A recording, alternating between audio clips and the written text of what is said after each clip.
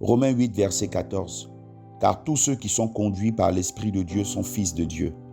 Matthieu 18, verset 4.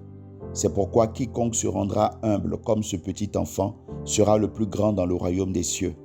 Jean 5, verset 19.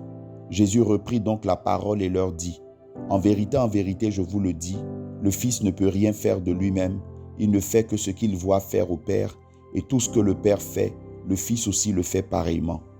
Thème, redevenons enfants.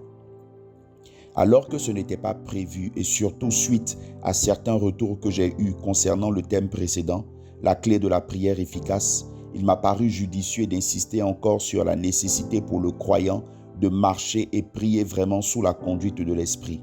Je tiens à préciser que généralement, au moment où vous recevez une vidéo, j'ai déjà 2 ou 3 textes de prêt. J'ai dû demander à mon infographe de prioriser le montage vidéo de ce biais afin que les frères et sœurs qui me font l'honneur de me suivre aient l'entièreté de la pensée développée.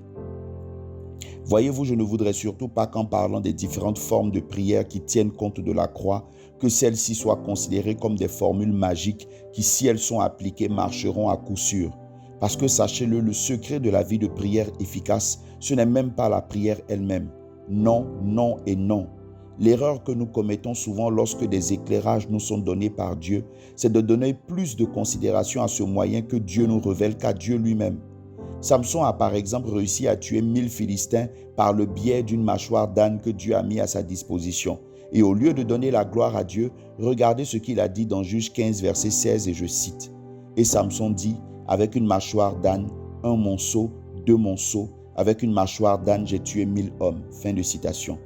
Le moyen a fini par être déifié au détriment de Dieu, et je ne voudrais pas que cet enseignement soit considéré comme tel. J'ai précédemment parlé du Saint-Esprit comme étant la clé parce que c'est vraiment lui la clé de la prière efficace. Ne vous attendez pas à ce que je vous raconte des choses du genre « il faut prier la nuit à la 2e veille pour chasser telle sorte d'esprit » ou entre midi et 2 pour sécuriser son travail ou encore avec le psaume numéro tel pour combattre vos ennemis comme je l'ai déjà entendu ailleurs. La prière est un moyen que Dieu met à notre disposition et ne croyez surtout pas que c'est le temps que vous y passez ou les formules que vous répétez qui vont vous garantir l'exaucement.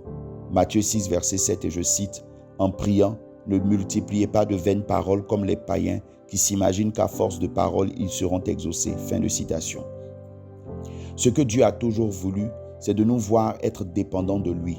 Ce sur quoi je voudrais insister aujourd'hui, c'est que celui que Dieu considère comme un fils, un huios en grec, c'est-à-dire une personne mature à ses yeux, c'est celui qui est en effet dépendant de lui comme un petit enfant et qui se laisse conduire par son esprit.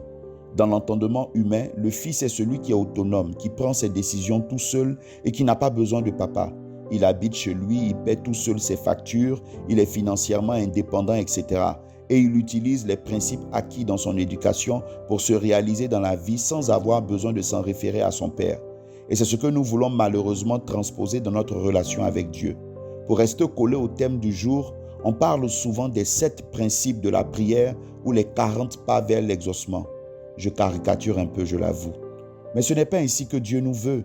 Il ne veut pas que nous soyons des gens qui utilisent juste des principes comme des boutons qu'ils appuient et qui obtiennent ce qu'ils veulent.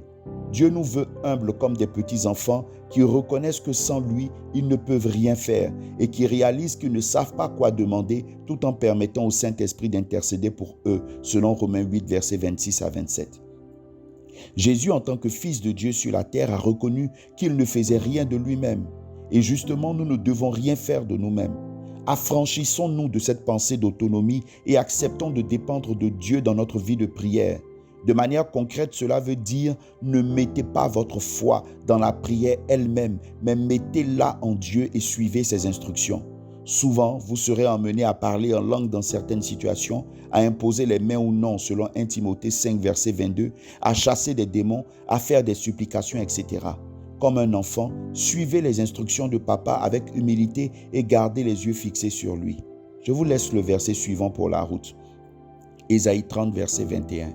Tes oreilles entendront derrière toi la voix qui dira « Voici le chemin, marchez-y, car vous iriez à droite ou vous iriez à gauche. » Prenez soin de vous et s'il vous plaît, laissez-vous conduire par le Saint-Esprit jusqu'au bout.